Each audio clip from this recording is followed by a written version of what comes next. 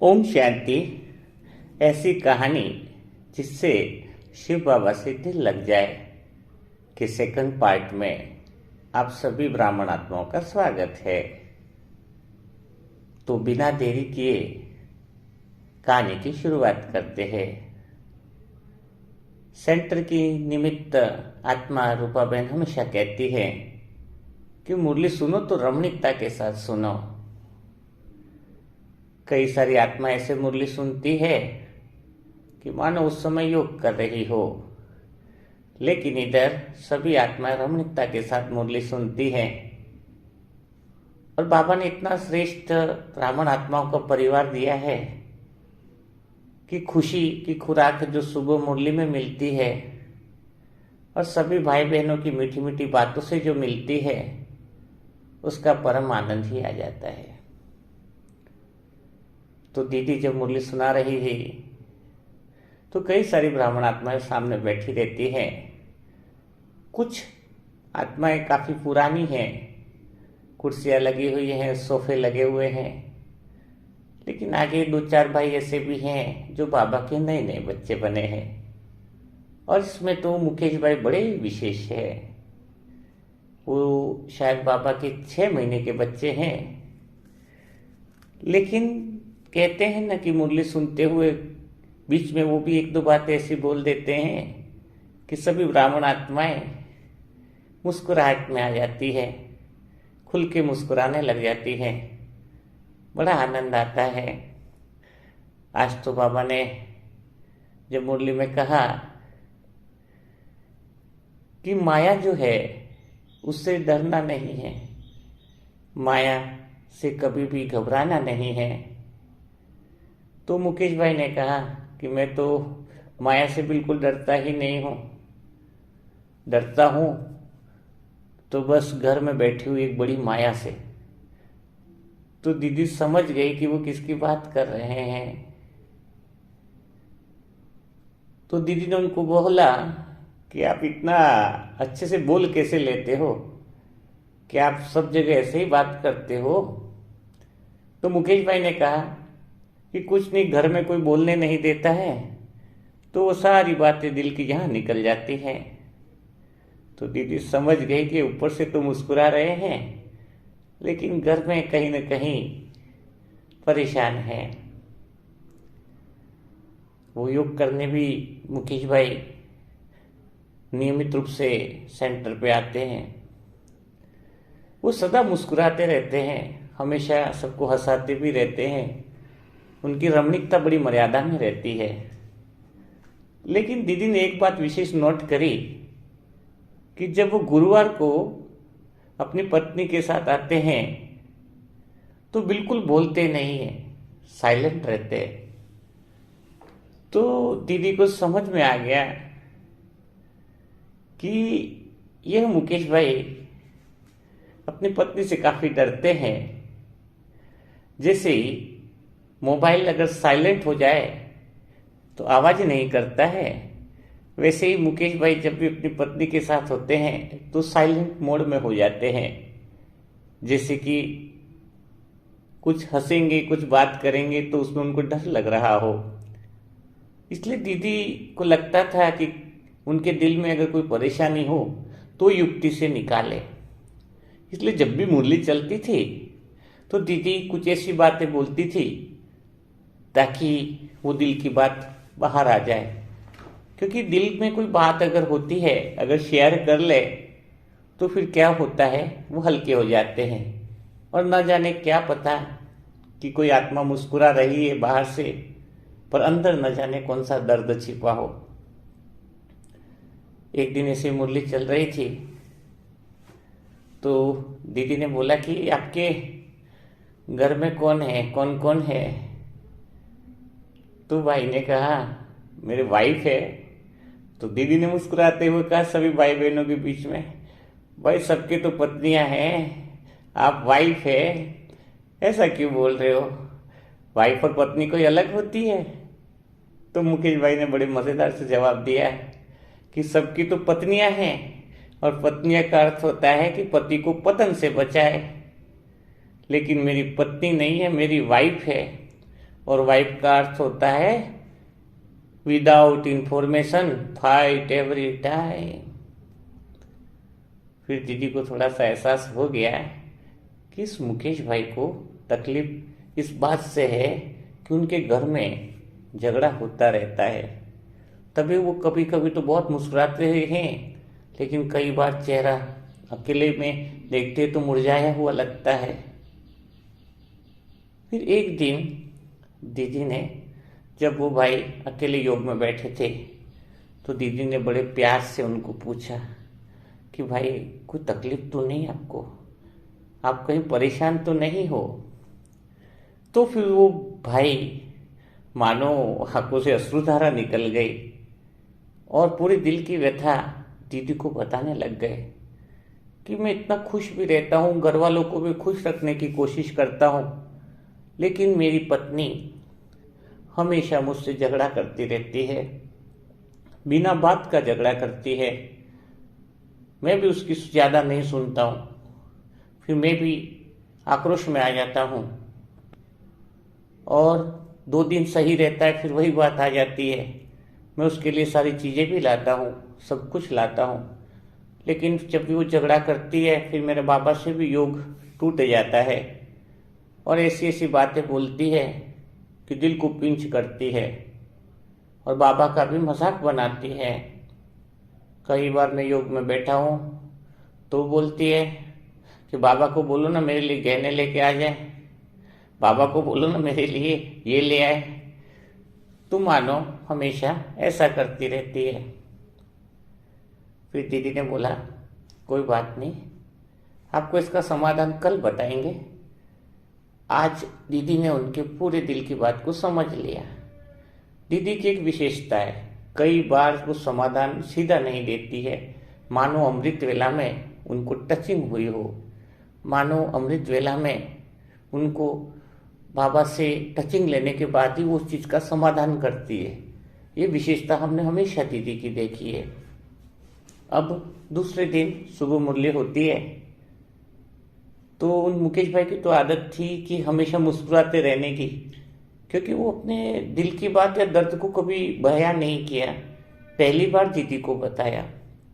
तो दूसरे दिन फिर मुरली चल रही थी तो दीदी ने बोला कि आज सब लोग बोल रहे हैं इतना अच्छा, क्या बात है मुकेश भाई, आप थोड़ा सा साइलेंट हो, उदास लग रहे हो। तो मुकेश भाई की बात करने का अंदाजा भी निराला था, वो सबको पता नहीं लगने देते थे। तो मुकेश भाई ने कहा कि आज कुछ नहीं इसलिए उदास हूं कि मेरी पत्नी ने कहा कि मैं तो स्वर्ग में चली जाऊंगी और जो तुम शिव बाबा कहते हो उसके पास चली जाऊंगी, स्वर्ग में चली जाऊंगी, पर तुम्हारा क्या होगा? तो दीदी ने बोला कि ये तो फिर खुश होने की बात है, फिर उदास क्यों हो रहे हो, किस बात पे रो रहे हो?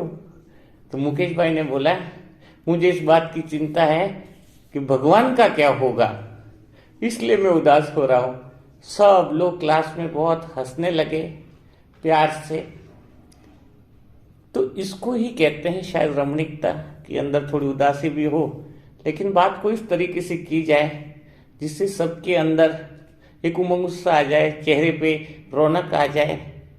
सच्चे मायनों में रमणीकता का जो गुण मुकेश भाई के अंदर था, भले वो बाबा के नहीं बच्चे हैं, लेकिन बहुत ही कहते हैं कि भगवान ने जो ये गुण दिया है, किसी न किसी आत्मा के अंदर हर एक विशेषता दी है, वो विशेषता उसके अंदर थी।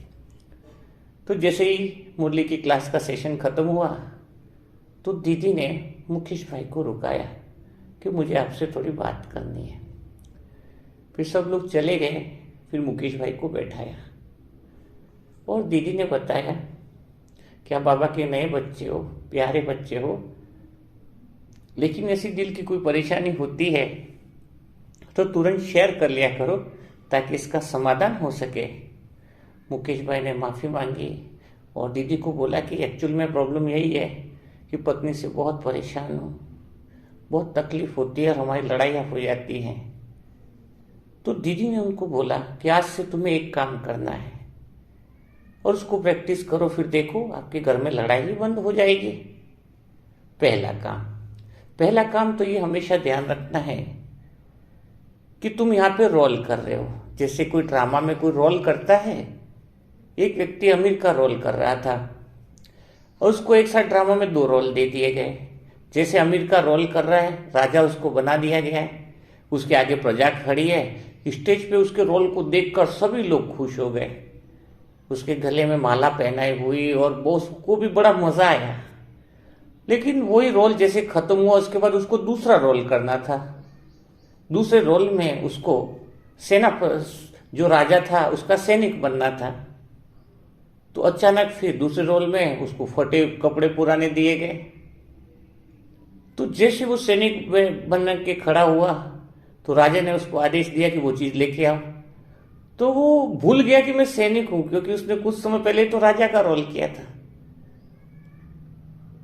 तो लेकिन फिर भी उसको कुछ समय में याद आ गया कि मैं तो अभी सैनिक का रोल कर रहा हूं, ये तो ड्रामा है और मुझे तो अपना पार्ट बहुत अच्छे से निभाना है। तो ड्रामा याद आने से तुरंत उसने अपना अच्छा रोल निभाया। तो उन्होंने मुकेश भाई को समझाया कि हम आत्मा हैं, अगर तुम एक ही रोल में रहोगे तो दुखी हो जाओगे। बस ये सोचो कि मैं पति का रोल कर रही हूँ, मैं आत्मा पति का रोल कर रही हूँ और तुम्हें रोल परफेक्ट निभाना है, इतना बेस्ट रोल निभाना है कि भगवान भी खुश हो जाए। तो मुकेश भाई ने कहा कि इस रोल को मैं और अच्छे से कैसे निभाऊं। चलो मैं समझ गया कि मैं पति का रोल कर रहा हूं। जैसे बिजनेस में जा रहे हैं तो सोचो बिजनेसमैन का रोल है। किसी को नाटक में रोल दिया गया हनुमान जी का करना है और हनुमान जी का ड्रेस पहना है, अब रोल पूरा हो गया फिर भी वो नीचे उतरा है और वो ड्रेस निकाल नहीं रहा है, तो क्या होगा? सब लोग बोलेंगे क्या बात है। तो दुखी होने का सबसे बड़ा कारण जो है वो यही है कि स्टेज से भी उतरे हैं, यानी घर में आए हैं तो बिजनेस की बातें नहीं करनी है, पति का रोल करना है। तो दीदी ने समझाया कि पति का रोल बढ़िया इसी वजह से हो सकता है, एक ही चीज करनी होगी आपको परफेक्ट, कि भगवान ने कान 2 दिए हैं और मुंह 1 दिया है, तो आपको सुनना ज्यादा है, बोलना कम है। अच्छा पति का रोल तभी निभ सकता है जब आप सुनोगे ज्यादा और बोलोगे कम। चाहे वो पत्नी गलत भी बोल रही है चाहे सही बोल रही है, बातों पे नहीं जाना है, बस आपको सुनना है। पहला काम तो आपको यह करना है। और दूसरा जो चीज है कि आपको जो दूसरी जो चीज करनी है वो हमेशा इस बात का ध्यान रखना है, क्योंकि कई बार क्या होता है कि पत्नियों की बातें होती है, डिमांड होती है या ये होती है, लेकिन पत्नियां सामान देने से खुश नहीं होती है। उनको चाहे तुम कितनी भी चीज दे दो, पत्नी वही खुश होती है जब उसका पति उसका सुनता है, क्योंकि दिन भर तो वो किसी से बातें शेयर नहीं कर पाती है। और आप लोग तो बाहर रहते हो तो बहुत लोगों से बातें कर लेते हो, लेकिन पत्नी का जो रोल वो कर रही है उसके दिल में एक ही बात है कि मेरा पति मेरी सारी बातें सुने। तो मुकेश भाई ने तुरंत बताया कि हाँ ये बात तो है कि मैं उसकी बात को नजरअंदाज करता हूँ, उसकी बात से किनारा कर लेता हूँ। तो दीदी ने बताया कि आज से फिर तुम्हें एक ही काम करना है कि तुम्हें सुनना चाहता है।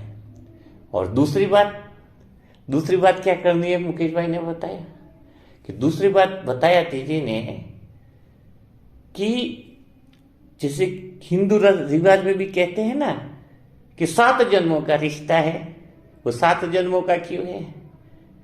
क्योंकि हिसाब किताब अगर जल्दी पूरा नहीं होगा तो अगले जन्म में पूरा करना पड़ेगा। तो तुम अगर इस जन्म में पत्नी को बहुत अच्छा प्यार दे दोगे, भरपूर प्यार दे दोगे, तो फिर तुम्हें अगले जन्म में वो नहीं मिलेगी, नहीं तो फिर 7 क्या 70 जन्म तक निभाना पड़ेगा।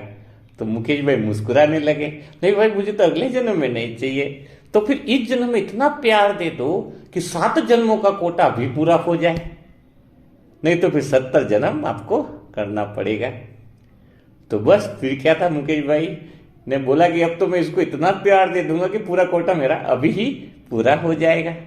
तो जब अपन किसी को प्यार उसने लगातार देते हैं तो अपना हिसाब किताब जो भी होता है जाने अनजाने के अंदर वो पूरा हो जाता है। फिर मुकेश भाई ने इसी विधि को अपनाया तो 10 दिन में इतना बढ़िया रिजल्ट मिला कि जो पत्नी कहती थी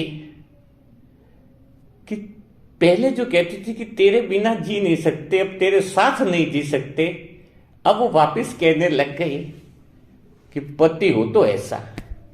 यानी मुकेश भाई ने जो पति का जो रोल निभाया वो बहुत बढ़िया और बेस्ट निभाया, उनको बहुत अच्छा लगने लग गया। तो आज हम ब्राह्मण आत्माएं भी हैं, ब्राह्मण बने हैं, बाबा के बच्चे बने हैं, लेकिन जो भी जिम्मेदारियों के या दूसरे जो भी रोल मिले हैं वो हर रोल हमें परफेक्ट निभाना होगा। चाहे वो माँ का रोल है, चाहे बेटे का रोल है, चाहे सेवा का रोल है। अगर हर रोल परफेक्ट तरीके से निभाएंगे और यह याद रखेंगे कि मैं आत्मा सिर्फ इधर रोल कर रही हूं, तो फिर जीवन में खुशियां और आनंद आने लग जाएगा। तो इसी के साथ इस कहानी की अंत करते हैं और कल फिर